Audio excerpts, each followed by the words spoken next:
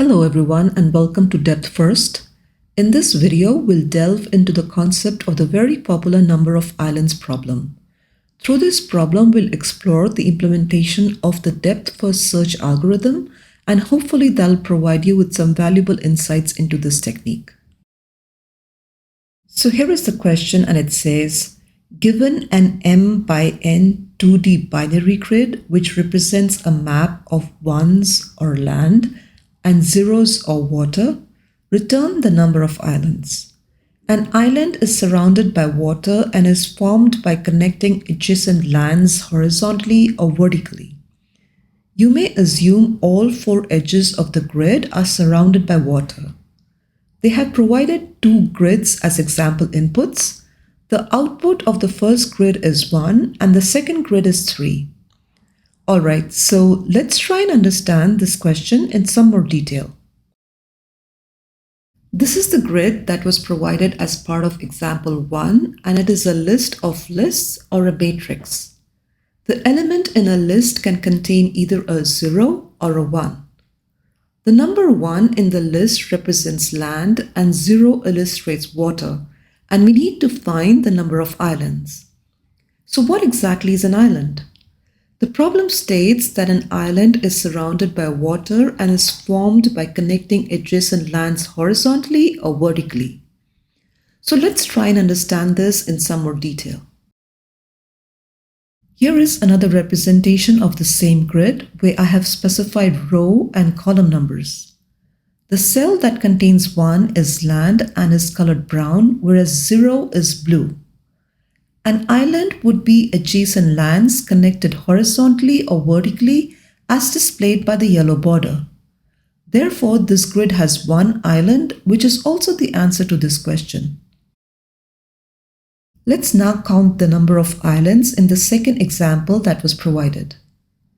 The problem says that two land cells are connected if they are placed next to each other horizontally or vertically, but not diagonally. As you can see from the illustration here, there are 3 separate islands, and that is also the answer to this problem.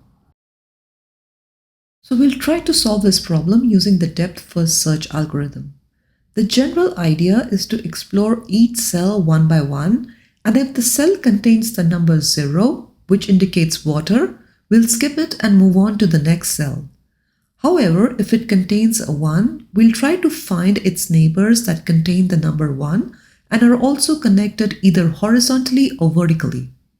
If we do find a connected 1, we'll run the exact same search on it. While running the search, we'll ensure that we do not revisit the cells that were just explored and maintain a global count of the islands found so far. I'll walk through this algorithm cell by cell in this grid. The gray color here indicates that the cells are still unexplored. Every time we enumerate a cell, the color will change to either brown or blue, depending upon whether it's land or water. So we'll start from the cell at row 0 and column 0, or the cell at the top leftmost corner. It contains a 1, so that's the start of an island. So who are its neighbors that contain a 1 and have not been visited yet? Well, its neighbors are the cells located at these positions. We can run a depth first search on either one of the neighbors. Let's pick the neighbor at row 0 and column 1 and run a depth first search to find its neighbors. The cell at row 0 and column 2 is water, so we'll ignore it. However, the one at row 1 and column 1 is a land, so we'll run a depth first search on that cell and get its neighbors. The cell at row 1 and column 2 is water, so we'll skip it. The same thing with the cell at row 2 and column 1. The cell at row 1 and column 0 is land, and so for the next step, we'll run a depth first search on that cell. As you can see, the only neighbor that has not been explored is the cell right below it. It contains water, so we'll skip it as well. Also, please notice that our original depth first search is still running, and it started at the top leftmost cell, which is row 0 and column 0. It will check for the neighboring cell right below it, But since it's already been visited, it does not run the DFS again. At this point, the count of islands increments to 1. We'll continue exploring again now from the cell at row 0 and column 2. It's water, so we'll skip it. Same thing for the next two cells. Our next cell at row 1 and column 0 is a land, but as indicated by its brown color, it's already been visited, so we'll skip it. Same thing for its next cell. The next cell we'll explore is at row 1 and column 2. It's water, so we'll skip it again. The following 4 cells are water, so we'll skip those 2. The following cell at row 2 and column 2 is land, so we'll run a DFS on it and get its neighbors. They all contain water, so there's no need to run a DFS on any one of the neighbors. At this point, the count of islands increments to 2. So we'll continue our exploration cell by cell. The next 5 cells contain water, so we'll skip them. There is a land cell at row 3 and column 3, so let's run a DFS from there to get its neighbors. We'll ignore the ones that are water and run a DFS from the land cell right next to it at row 3 and column 4. As you can see, it does not have any neighbors that are ones, so the DFS call stack returns, and at which point the count of islands is incremented to 3. And with this, we've reached the end of the grid. We'll now review the code for number of islands. I have included a link to the GitHub repository in the description below for all the code that we'll review. So let's first get the dimensions of the grid and store them in variables rows and columns. We'll also create a set called visited so we can keep track of the cells we just explored. We will enumerate the grid cell by cell. Only if the cell contains 1 and has not been explored yet, we'll run a depth-first search on it. After the return of each depth-first search call, we'll increment the count of islands. Let's examine what our depth-first search algorithm will look like.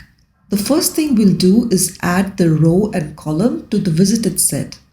We'll then get the list of neighbors for that cell. I'll review the code for get neighbors shortly.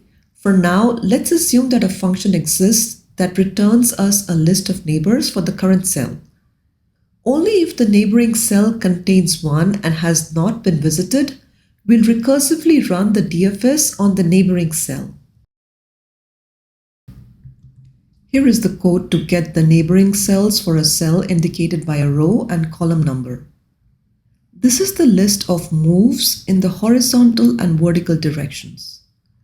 Next, we'll extract and return a list of valid moves by ensuring that the row and column numbers for each move do not fall out of grid boundaries. Finally, let's discuss the time and space complexity. Given the number of rows in the grid is m and the number of columns is n, the time complexity is O of m times n. That is because in order to solve the problem, we need to explore each and every cell in the grid. The space complexity is also O of m times n.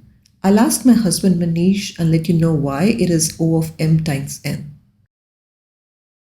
Thank you for taking the time to watch this video. If you have any questions or suggestions, please feel free to leave them in the comments section. I'll try my best to respond to them. If you found this video helpful, please consider giving it a like, subscribing to my channel, and sharing it with others. Thank you.